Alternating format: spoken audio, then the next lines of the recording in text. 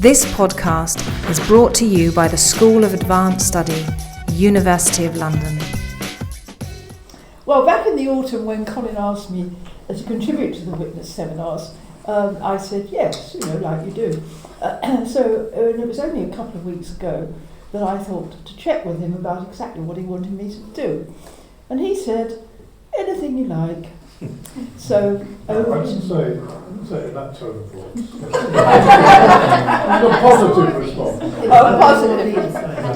Thank you very much. Anyway, I thought, blimey, what on earth should I do? A scholarly sweep of volunteer development or something a bit different.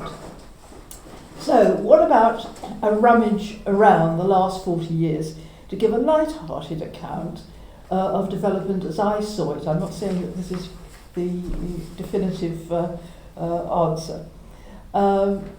So what we've got, low on facts and figures, high on narrative, and if I fail to meet the usual standards, you know who to blame. If ever there was a case of not me gov, it's this one. So, to begin somewhere near the beginning, as far as anyone knows, people have been helping each other since earliest times, but the organisation of voluntary effort is of a much later phenomenon. Think establishment of the Red Cross, the Salvation Army, Toynbee Hall, League of Friends, which I believe is often known as League of Fiends, a huge variety of small charities. Until very recently in my village, a local charity distributed a £5 at Christmas to some older people in lieu of the sack of coal that was specified in the deeds. But the worthies in charge at present thought nobody these days was so poor as to need a £5 for their Christmas festivities, and Xmas fivers were abolished and donations made to the local school instead. So, moving on, after the foundation of the welfare state in the 1940s, it was generally considered that voluntary organisations had lost their purpose. If there was a job to be done, paid people would be recruited to do it. But by the beginning of the 60s, it started to dawn that the welfare state couldn't do everything that everybody wanted, and the value of deploying volunteers, principally in hospitals, gained ground. As evidence of this, in 1963, a voluntary help organiser was appointed to the Fulbourn Hospital in Cambridge, which at the time of its opening in 1858 was called the County Pauper Lunatic Asylum. So you get the idea of a large Victorian building, which is today a business centre with hospital accommodation in newer buildings. The two most influential voices were those of Geraldine Aves, a feisty civil servant, whose report, The Voluntary Worker in the Social Services, 1969, debunked the view that volunteers were just a bunch of do-gooders and pushed the case for recognition of their value.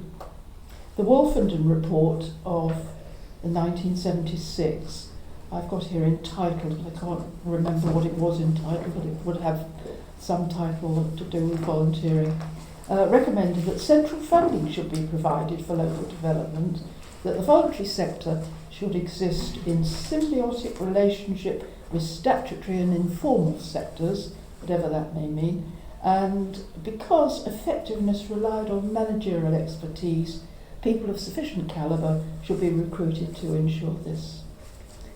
So, those are the rather scattered bones central to what follows. And now for the flesh. My first professional connection with volunteering came about in 1971 or 2, not sure which, when I was appointed by Jill Keithley as a voluntary sector organiser, one of a team of 5 who covered hospitals in West Berkshire. Jill would like to have been here tonight, but she's hosting a delegation from the Guernsey Parliament and the following dinner, so she couldn't get out of that. My work was to be in Townless Hospital in Henley-on-Thames, and the nearby Peppard Hospital. The Townlands Hospital was a converted workhouse where very old townspeople could remember the unfortunate inmates being confined in a sort of cage to chop wood in the morning as a return for their overnight accommodation. Another feature of Townlands that will probably not be appreciated by the paupers was a mellow brick pergola with an inscription noting that it had been built in 1789. Significant, anyone? French Revolution.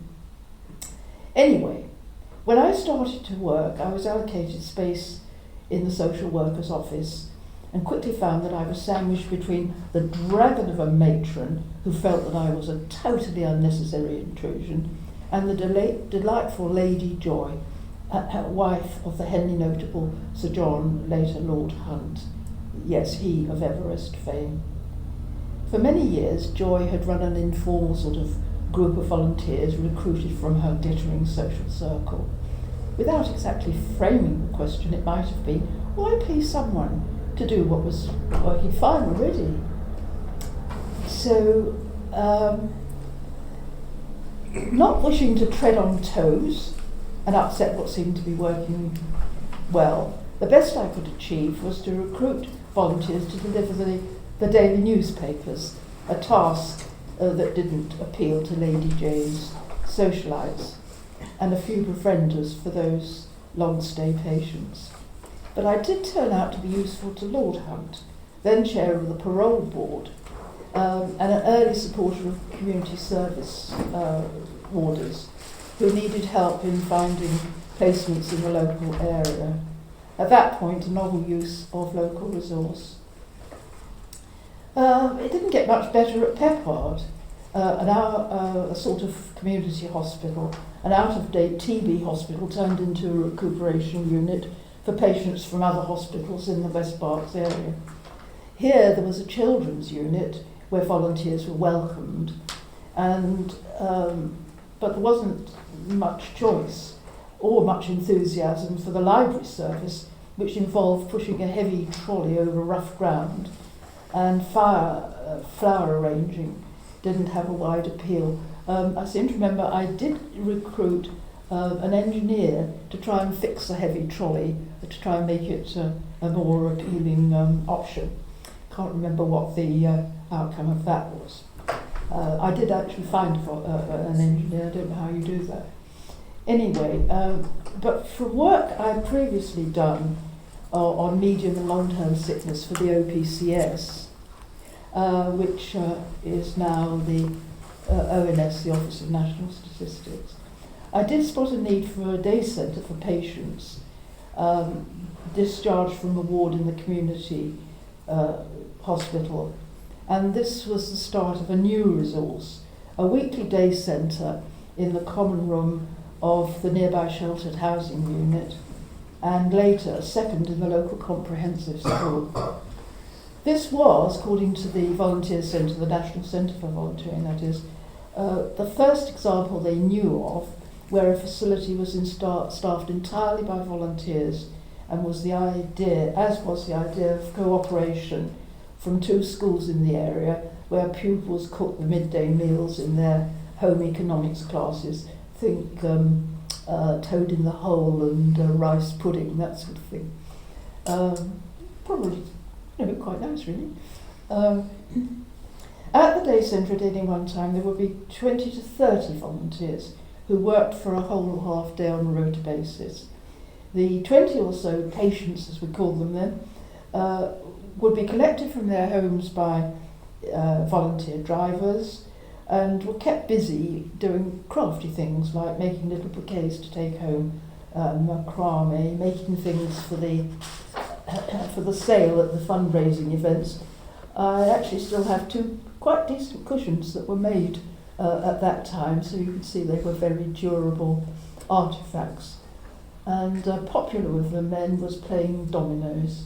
They turned their backs on such fripperies as making little bouquets. The experience of working with volunteers and discharged patients triggered a lot of interest. And at that time we heard of the Clinical Research Fund at the Oxford Regional Health Authority.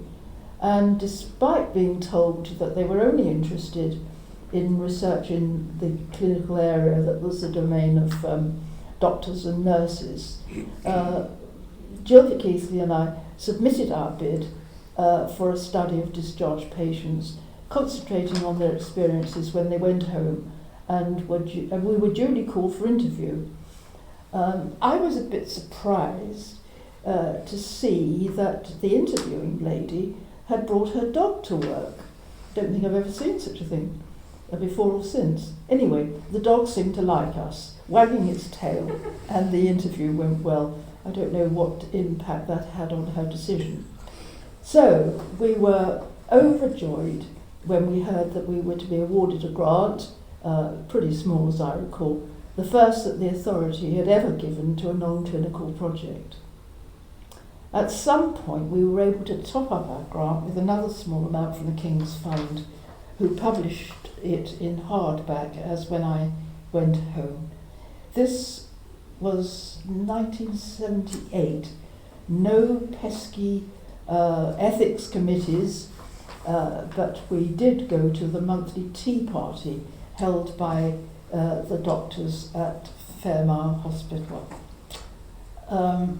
They sort of looked us over and decided that we were harmless.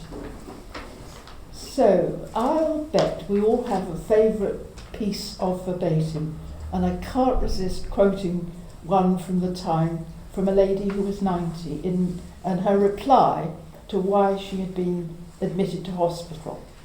I were took ill at home, giddy, because I was losing weight and went into a skeleton. When the doctor at the hospital saw me, he laughed and asked if I thought I was slimming like them teenagers who get nervorosi. I won't repeat another favourite piece of verbatim because I feel this is such polite company. The conclusion was that where local circumstances warranted it, consideration should be given to the appointment of a discharged patients coordinator.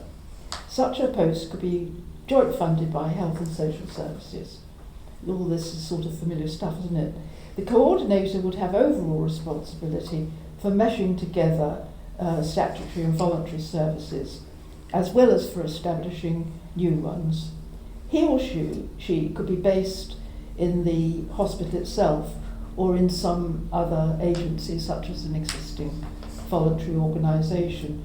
That was, really naive thinking, I'm sure you agree. Anyway, I wondered about the state of discharge in 2016, especially with all the talk of bed blocking, and called Addenbrooke's, my local hospital, to see what goes on. I was referred to Care Network, a county-wide organisation, and found that yes, they work closely with the discharge teams and get between 10 and 40 referrals a week. This has been in place for around 5 years, so 40 years in gestation. I'm rather hazy about the next piece of work, and I scoured the house to see if I could find the report. So I'll just have to remember it as best I can. Because of its innovatory approach, I feel it's worth mentioning. The work was to be with discharged psychiatric patients and involved what we thought was a new dimension of volunteering. It was to offer people who were going home what is nowadays called a buddy. We recruited our volunteers from people who were signing up for adult education courses. Couldn't do that now because they all do it online. Patient allocation was dependent on the ward sister when they were discharging patients. And Jill and I went and interviewed the people who were going home to ask them if they would like to have a buddy. We were supported by the consultant psychiatrist, young man, the youngest ever appointed to to such a role. And we held monthly meetings which Dr. Longhurst attended without fail. The funding for the project ceased after a year, familiar territory again, and the message from the project was that volunteers were very loyal. As I remember, nobody dropped out, and at the little party we gave at the end, there was a general belief that the volunteer group had benefited in terms of improved self-esteem and generally from having done a good job. One of the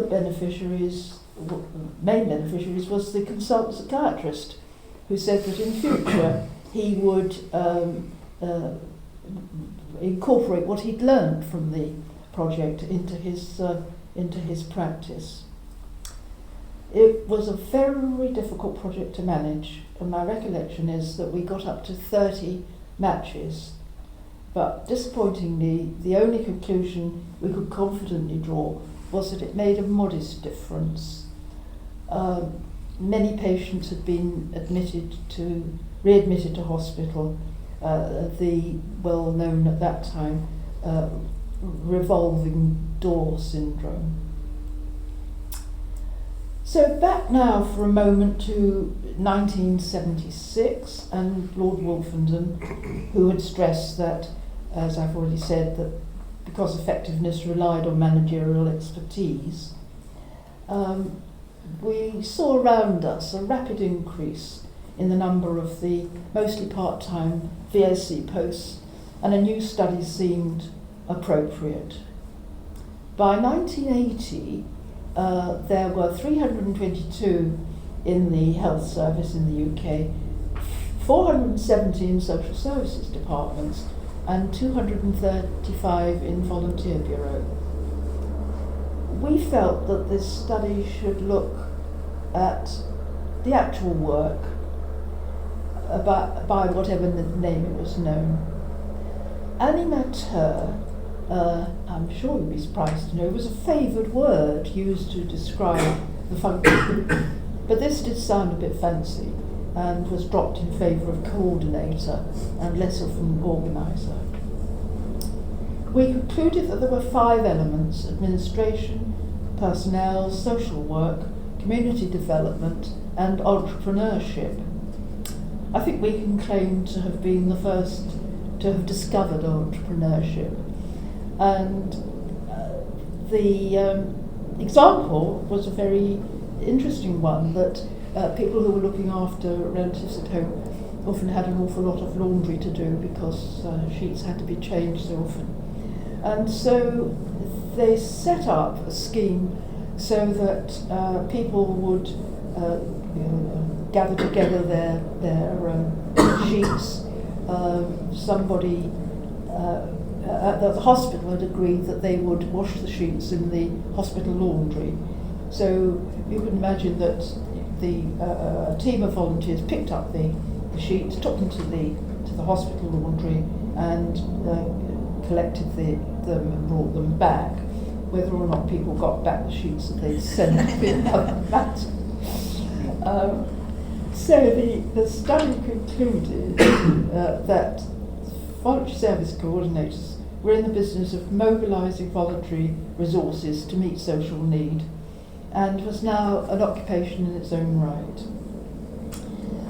Mobilising voluntary resources, as we named the study, jointly published by the King's Fund and the Volunteer Centre, had an introduction from Professor Adrian Webb, a thin man with a straggly red beard, which began, "As constraints on public expenditure intensify." Familiar, everyone?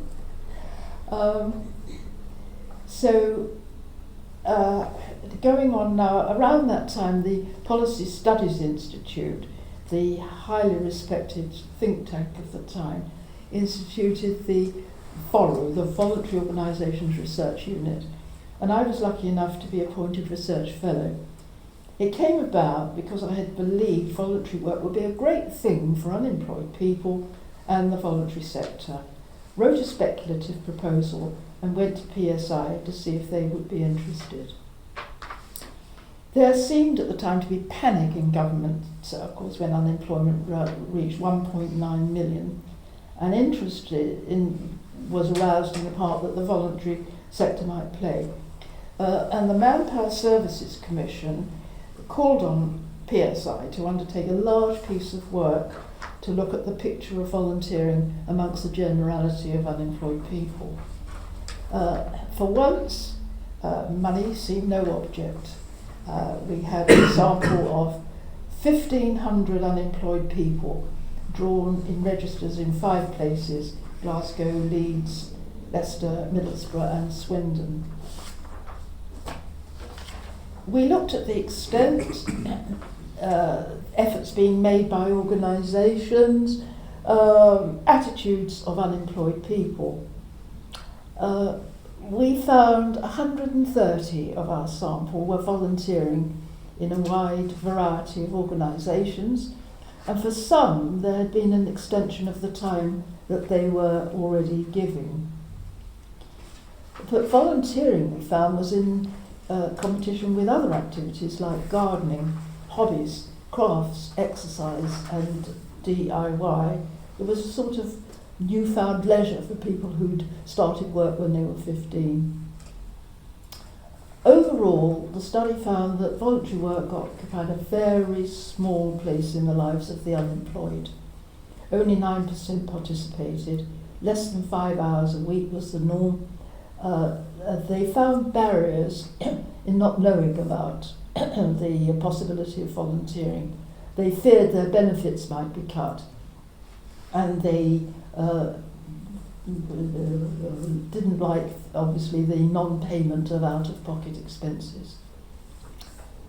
What they rated positive was improved confidence and self-esteem, that it filled time, but clearly not very much. Generally, organisations felt unemployed people were in need of more time in the way of support than employed people, and displayed some reluctance to take them on. What unemployed people was a proper job and a proper wage. Volunteering was not the panacea that ministers were hoping for. But this was a time of government investment in large programmes like Ops for Vols and volunteer projects programmes, VPPs, which extended the need to understand a great deal more about the capacity of the voluntary sector. Most of my 10 years at PSI were occupied with topics like race relations, discrimination in employment, and subjects other than volunteering, except for the Home Office funded study of self-help groups for drug user families. There's always been some debate about whether self-help comes under the umbrella of volunteering, but it can be argued that it can be accommodated by both the compact definition and the earlier and longer UN one. The government would agree, wouldn't it? Since if groups are successful, it relieves them of responsibility by keeping affected and disaffected individuals from needing statutory help, and at the least can inform any policies they may decide on. Our study involves a survey of 42 self-help groups interviewed by phone, and I visited and attended meetings of 8. Our conclusions were that these groups fulfill a real need for emotional support that is not available from any other source. Relationships with other professionals were variable, but the experience of some of the groups showed that these relationships could be improved to mutual benefit. This is perhaps the point to reflect on changes in government and societal thinking by the 80s, with economic crises coming and going with startling regularity. Really, there's nothing new. All governments latched on to promoting volunteering to take some of the burden of the public services. So we had inter alia programmes like the Community Enterprise Programme, Oxford, which I already mentioned, which aimed to enable unemployed people to participate in voluntary work in the health and or social service fields, and the National Good Neighbour campaign and many others. All a far cry from the time of Dame Geraldine. Inevitably, debates had arisen about what motivated people to volunteer: improving experience, employability, filling time, making friends, natural compassion, and altruism. While some of these motivations can be quantified, altruism could not. As I recall it, altruism was dismissed as it was asserted that everyone got something for themselves out of volunteering. If they did not, they would leave. Perhaps we could share views on this later. Returning to my witness statement, I left PSI in 1990, forsaking the comfort of supportive colleagues. I began working freelance, and it was during this period that I developed a method of getting funding for topics I identified as being important. There had been a comedy show on BBC television called Up Pompeii, which starred Frankie Howard as a Roman slave called Lurcio, and his catchphrase was, "I am Lurcio, and lurking a lot is what I do." Lurking a lot was a strategy I adopted. Identifying purse string holders and getting to speak to them whenever our paths happened to cross. But lurking a lot needed to be converted into hard cash. So I had to combine it with pounce a lot. The best example was when invited to a conference of some sort, which took place at Stansted Airport. There'd been a crash on the N whatever it is there, 11 I think, and I was late arriving, as was the director of Suffolk Social Services. We were ushered to adjoining seats in the front row, like you, and at this time I was very keen to investigate the part volunteers were playing in promoting health, and pounced on the poor man, with the result that he listened to what I had to say, and later had discussion with him, and he eventually funded the study Volunteering for Health Promotion 2007. This research was conducted in Suffolk and revealed that much was going on in volunteers helping to disseminate information about healthy lifestyles. There was a fashion, still is a bit, for these road shows when people could pick up leaflets, which who knows, they may not ever have read. Anyway, there was they participated in exercise classes and walking groups and carers pamper sessions.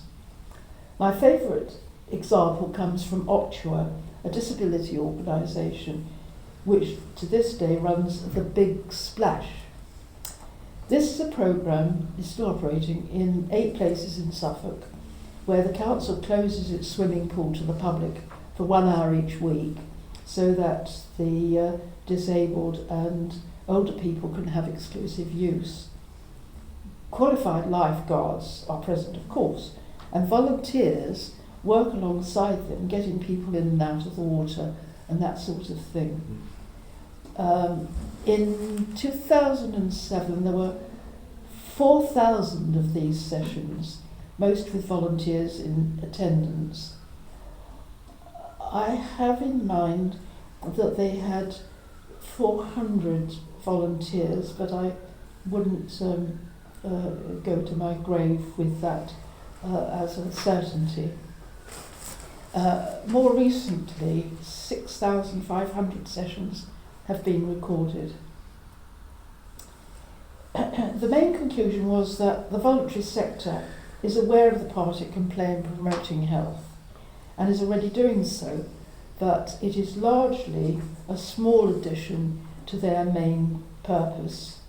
For example, Mind's food and mood sessions are open to the general public, but the various schemes operate in a vacuum, are uncoordinated and patchy. There was virtually no funding from the county council, and organisations relied on fees paid by participants and monies from their own slender budgets. To fulfil its potential as a player in the field of health and well-being, the report recommended the appointment of a health promotion coordinator funded by the county council. It was generally acknowledged that there was no way that the cash-strapped NHS could pick up the bill. I fear that my report was long ago confined to the bin. Nothing seems to have happened. As we know, white papers come, go, and are then forgotten. Those in 1997, 1998, 2002 highlighted an obligation to engage patients and public in a variety of ways. In essence, they were aiming to shift power and brackets responsibility from government to the front line and involve volunteers in areas other than service delivery. School governors are another example. IVR undertook a pilot study of patient and public involvement in health. It was known as PPI, with the aim of discovering how the government's requirements that users and carers must be involved as citizens in health and health service decision-making note, and involvement must be embedded in every part of the NHS. So what was happening on the ground? It was clear from the start that in the acute hospital context, PPI was taken very seriously, with responsibility for it written into the job description of the Director of Nursing. To give a flavour of the level of participation, the Acute Trust set up a patient advisory panel, an influential panel with 20 lay members, which met 6 weekly under the chairmanship of the Director of Nursing, who intended to hand over the chairmanship to a lay member. At that time, smoking policy was the top priority. PPI extended to clinical decision-making boards, inspection teams, and the powerful patient and public involvement forum, which was a statutory body. Recruitment of participants was by leaflets asking ex-patients if they'd like to serve in this way, our old friend word of mouth, and the occasional press article. Given the former hierarchical nature of hospitals, with medics as kings, if not emperors, this use of volunteers is a seismic change. As one person said, the culture and philosophy has changed quite dramatically in seeking the views of patients and public. We've got a structure in place that is not just ticking boxes. As implementation proceeded, any resistance calmed down as managers attended courses to instruct them in the processes. Let's think now about the development of the voluntary sector, which can be traced back to the emphasis placed by early thinker on its role within hospitals and social services, which boiled down mainly to service delivery. Volunteering to participate in the running of hospitals, social services and schools are indicators of a radical shift on the part of indications of a radical shift in the part volunteering plays in national life and the wider issues of healthy living and avoidance of preventable illness, which did not figure at all in earlier times. But as people have become more aware of the importance to individuals in the wider society, of the necessity to take responsibility for our own health, a lot of attention is being paid to the capacity of volunteers to help. Participation has opened up a whole new area of volunteer involvement. Keeping hold of the witness theme, both the volunteer element in health promotion and participation represent developments that are a vast distance from the landscape that confronted me in 1971. Who would have thought that mere lay people would be serving on clinical panels or have rights of inspection of kitchens and wards and sit on appointments panels?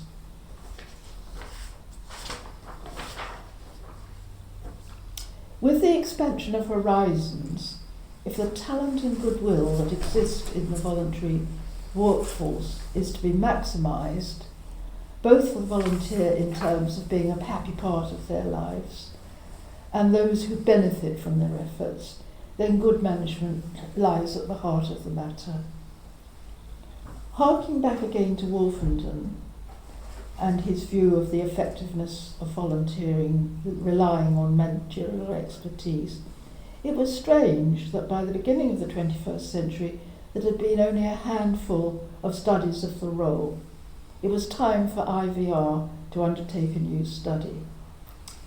The study, called Delivering the Goods, set out to explore the roles and function of volunteers in a variety of organisations, to look at their training needs and examine the pros and cons of professionalisation. We gathered a huge amount of information from an interview survey, focus groups, they were fashionable, just becoming fashionable, and individual interviews, and found the role was still being defined in much the same way that we'd discovered in our mobilising voluntary resources nearly 20 years before. Personnel work, training and supporting, admin and an entrepreneurial development function. Nothing new there perhaps, but more in the way of entrepreneurialism, with 45% of respondents reporting things they had initiated. Facilitating a self-build scheme for Asian women. Can't remember what exactly that was, as it's hard to imagine sari-clad ladies hauling bricks on a building site. Aromatherapies in a hospital clinic and a listener service in a local prison. Imagination is a essential prerequisite, but successful innovation requires ingenuity and savoir-faire as well.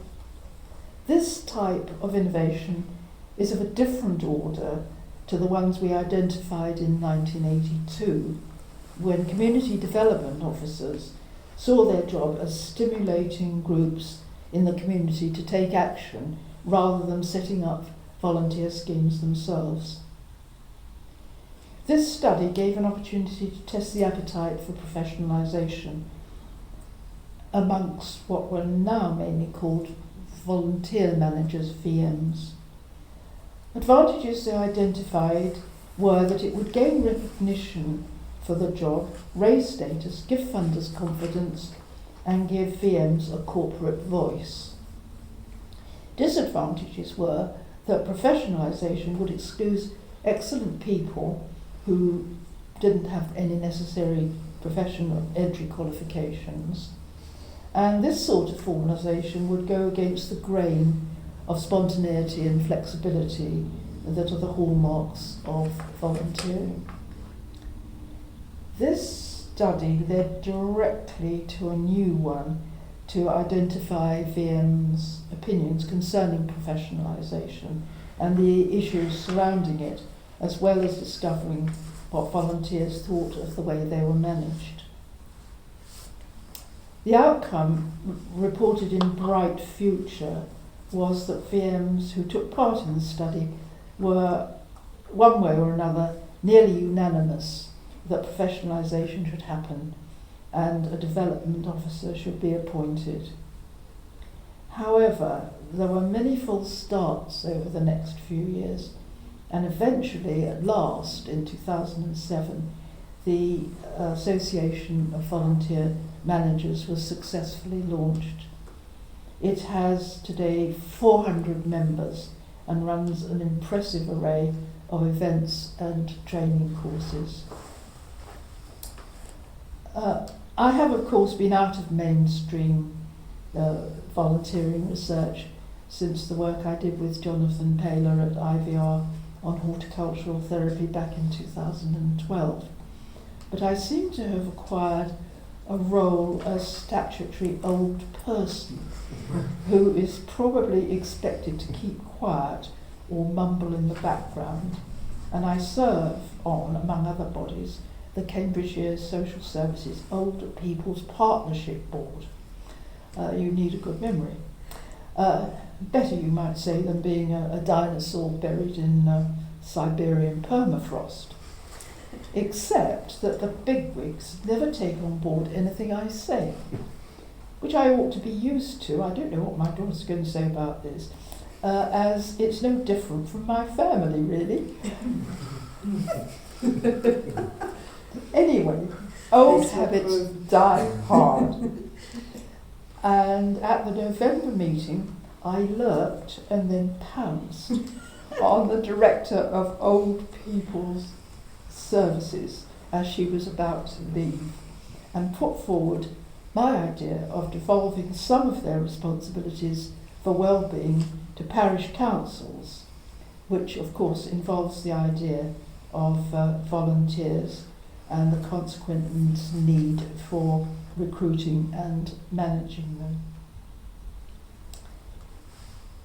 I have, of course, left out a vast amount, because I'm coming to the end now, you might be pleased to know, but must quickly refer to the quality, if that's the right word, of tasks volunteers perform.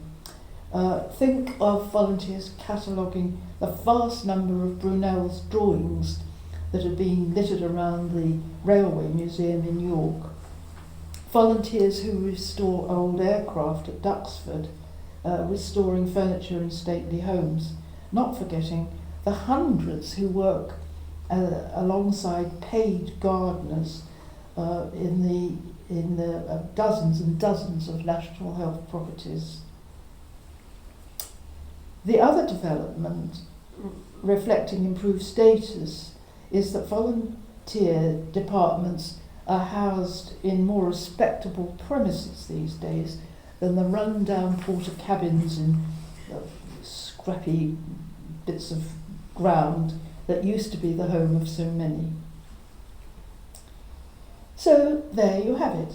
I've witnessed so much and was indeed quite astonished when I came to look at all the early experience at the coalface, subsequent reports and publications, and wonder where next.